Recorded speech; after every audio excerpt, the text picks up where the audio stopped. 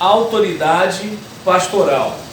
E aí, nesse contexto, né, de autoridade pastoral, autoridade significa o poder de executar a lei, de exigir obediência, de delegar, atribuir, comandar e transmitir ordens. E a autoridade pastoral, ela pode ser definida como o poder especial que Deus concede ao pastor para que possa servi-lo como o guia espiritual, moral e intelectual do rebanho, sempre submisso à voz do Espírito Santo e à sã doutrina da palavra de Deus. E aí, o policial, ele tem o direito de me parar, falar para o carro ir para o canto, aquela coisa todinha, porque ele representa o Estado. Ele não tem o direito de falar assim, pula de um pé só, tá dando para entender? Vira a cambalhota. Ele não tem autoridade para isso, porque aí seria autoritarismo. Mas agora dizer, encosta por favor, mostra o documento, cadê o documento do carro? Isso ele pode fazer. E é importante a gente lembrar que assim, o pastor, ele não é o dono da autoridade, mas ele tem que fazer o uso da autoridade. Ele está ali para isso. Essa é a responsabilidade. E isso interfere no culto e em todas as outras áreas, né? Conforme observamos aqui, né? Que assim, Romanos 12, versículo 7 e 8, fala sobre a importância de servir, mas também de presidir. Então é importante que essas coisas aconteçam. É importante, né, que o pastor, pela palavra de Deus, ele possa não apenas orientar o povo, mas eu acato a autoridade divina e eu exerço a autoridade pastoral à luz da autoridade divina. Aí talvez alguém diga, tá, mas se o povo não atender, o problema é do povo. Aí você não tem nada a ver com isso. Porque quando você é rebelde à minha orientação, já é um problema entre você e Deus. Agora, quando eu me omito para ficar bem contigo, não é um problema seu, é meu. Deu para perceber a diferença? Né? Então, Senhor, mas eu não falei porque o Mateus ele não vai atender. Roberlan, negativo. Primeiro você falasse. Se ele não atendesse, problema dele. Agora, você deixar de falar, você foi covarde. Você preferiu ficar contra mim do que contra ele. Entende? Porque quando você não exerce sua autoridade, querendo ou não, você está na contramão. E na contramão de quê? Da vontade de Deus. O povo vai te amar, vai te pegar no colo, vai te jogar para o alto, mas você e Deus já não tem mais nada a ver. Certo? E aí, que nem, por exemplo, quando a gente vê aqui a questão, né, da autoridade carismática, autoridade tradicional, autoridade legal. Se você observar, às vezes a pessoa se detém muito na autoridade carismática. Só que, por exemplo, legal, você é aquele camarada que tem aquela vida, tem unção, tem isso, tem aquilo outro. Poxa, bacana. Mas é o seguinte, cadê o reconhecimento da sua igreja? Cadê o reconhecimento do seu pastor? É aquele caso, eu sou pastor, beleza, quem te ungiu? Eu mesmo. Eu mesmo botei a mão na minha cabeça, eu mesmo me consagrei, eu mesmo disse, eis que te digo de mim mesmo, entendeu? Tu é pastor, né? Então, ou seja, é um negócio esquisito, né? E tem gente que, por exemplo, não reconhece a tradição da sua igreja. Você vai ser pastor da Assembleia de Deus e não respeita a tradição da sua igreja? Ué, cada uma. Então faz o seguinte, dá tchau pro seu pastor e começa lá, começa o seu trabalho. Agora, você quer pegar uma coisa pronta e chutar o pau da barraca e fazer do seu jeito? Entende? E também tem a questão da autoridade legal. Na hora lá na Receita Federal, é o teu nome que está como representante legal.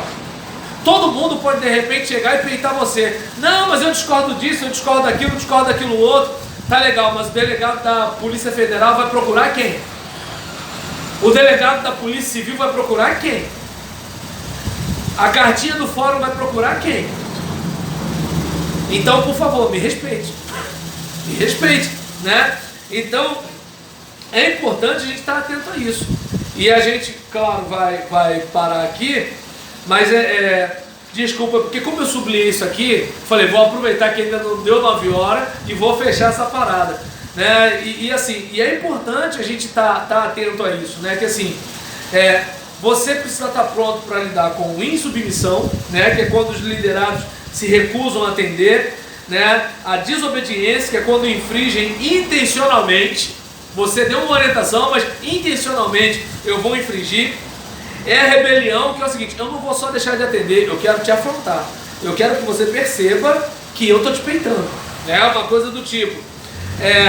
A falta de respeito, que é tratar o líder de forma insignificante, como assim: ah, Mateus, não sei o que lá, como se assim, você e o cachorro latindo é a mesma coisa, né?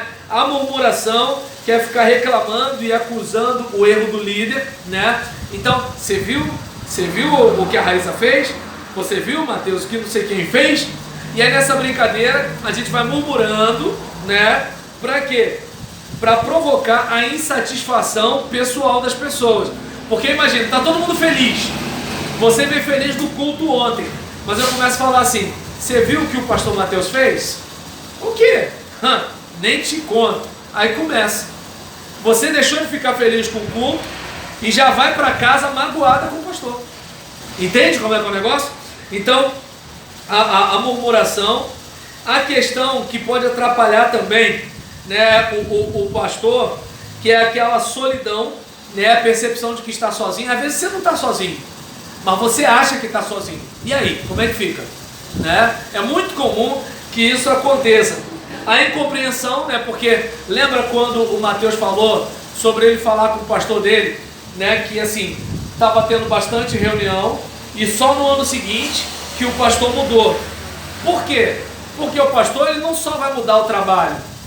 Espera aí, quem dirige, quem está escalado, de repente aquele irmão estava esperando aquele dia do mês de dezembro para fazer aquele trabalho. Aí o pastor, em agosto, fala assim: ó, acabou tudo, não vai ter mais esse trabalho.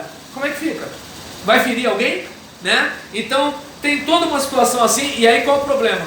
Você, de repente, tomou uma decisão, e aí nisso, o irmão ficou feliz, mas o outro ficou chateado. E nessa brincadeira, o pastor vai sofrer incompreensão. Por quê? Não tem como agradar todo mundo o tempo todo e ao mesmo tempo.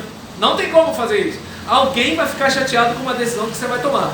Horário de verão, vamos botar o culto para mais tarde, alguém vai ficar chateado. Vamos botar o culto para mais cedo, alguém vai ficar chateado. Entende? Não tem como, não tem como. Vai acontecer um negócio desse, né? Ou então vamos botar o irmão no banco. Aí a mãe do irmão, a mulher do irmão, a filha do irmão, o tio do irmão, se a família toda está lá, pronto, você já ganhou uns 10 ou 15 inimigos. Já ganhou, não tem como. Você tem que estar pronto para lidar com a ingratidão, se você quiser exercer a autoridade pastoral. E aí nesse caso, eu não sei se dá para perceber, né, que se a gente não estiver atento a essa questão, a gente vai ter muito problema, né, e que a gente possa estar pensando nisso, porque sem o uso da autoridade e sem a obediência do rebanho, não tem como, gente, a igreja não vai prosperar. E a tendência é o quê? Os líderes desistem, e aqueles que viram seus líderes sofrendo não vão querer ser líderes. Então você dá para perceber que as pessoas rebeldes, as pessoas desobedientes, elas não estão prejudicando só o pastor delas, não. Elas estão prejudicando os futuros pastores. É como a gente quando falou agora a questão da liderança de jovens, né? Que assim, numa igreja, eu não quero ser líder de jovens, porque eu sei que o povo é rebelde. Aí observa bem, quantos líderes uma igreja assim vai perder por causa da rebeldia. Então a gente pare para pensar com carinho, né, nessa importância do relacionamento pastor e igreja, pastor e obreiros, pastor e Deus, né, para a gente caminhar. Amém?